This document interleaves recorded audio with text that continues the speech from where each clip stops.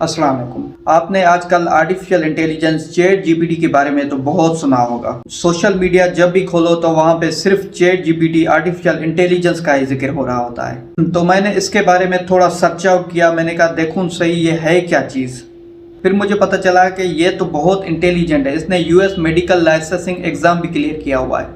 फिर मैंने सोचा हम भी बहुत काम ले सकते हैं इस आर्टिफिशियल इंटेलिजेंस से। हमारे वार्ड में जो पेशेंट हैं जो डायग्नोस नहीं हो रहे होते उनके बारे में इससे डिस्कस किया जाए। मे बी ये कोई डायग्नोसिस हमें दे दे। फिर मैंने इससे एक पेशेंट के बारे में डिस्कस किया जो हमारे वार्ड में एडमिट था, जो डायग्नोस ही नहीं हो रहा था। तो चलें देखते हैं कि ये वाकई पेशेंट को डायग्नोस कर पाती है। Let's try it.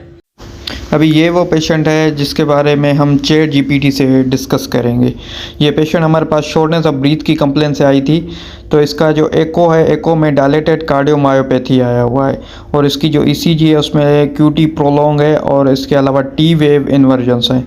बाकी इसके अलावा बाकी जो सारी लेब्स इसकी नॉर्मल हैं और इसका आप हेयर्स देखेंगे तो वो बिल्कुल इसके हेयर लॉस हो चुके हैं। ये देख सकते हैं, अब इसका फ्रंट पूरा हेयर लॉस हो चुका है। तो अभी हम आ गए हैं स्क्रीन पे। पहले तो हम चैट जीपीटी की वेबसाइट पे जाएंगे और फिर वहाँ टाइप करेंगे अपना जो भी सिनेरियो है। तो हमने चैट जीपीटी को ओपन किया है। तो ये आप देख सकते हैं कि ये इन्होंने एक चैट बार दिया हुआ है यहाँ। अभी हम इसको यहाँ पे पेस्ट करेंगे। तो ये मैंने पूरा सिनेरियो इसमें लिखा हुआ है कि 18-year-old female patient present here with complain of shortness of breath and hair loss for last 7 days।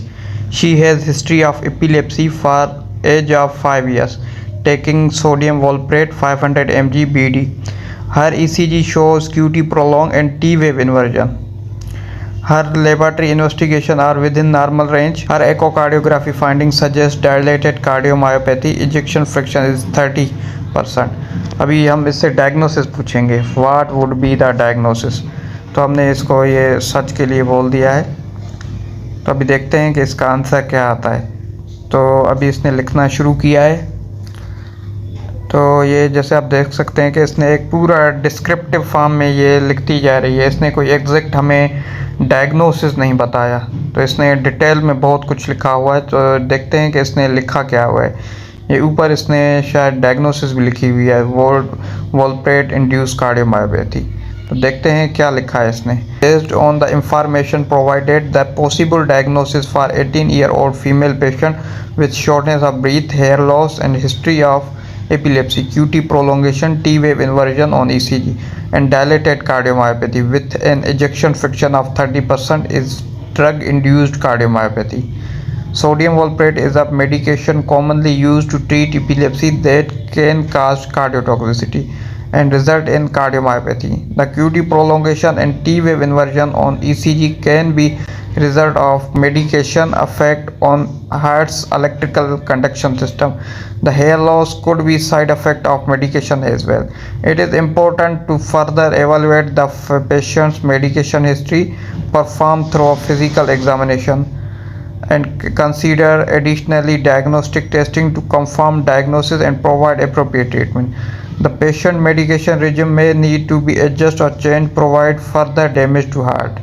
आगे इसने लिखा है एडिशनली द पेशेंट में require further evolution and management by cardiologist. तो अभी इसने बहुत अच्छे तरीके से केस को डिस्क्राइब किया है। तो बेसिकली हम ये जानना चाह रहे थे कि वाकई चैट जीपीटी काम करती भी है या नहीं। तो इसने अच्छा रिस्पॉन्स दिया है। पेशेंट की डायग्नोसिस पूछी, इसने एक डिस्क्रिप्टिव फॉर्म में इस पेशेंट की पूरी डिटेल दे दी, लेकिन इसने एक कंप्लीट डायग्नोसिस नहीं दी। तो वाकई ये चैट जीपीटी इन फ्यूचर में हमें बहुत काम आ सकती है। अगर इसे हम पॉजिटिव वे में इस्तेमाल करें तो ये पेशेंट्स के लिए काफ़ी बेनिफिशियल साबित हो सकती है। Thank you.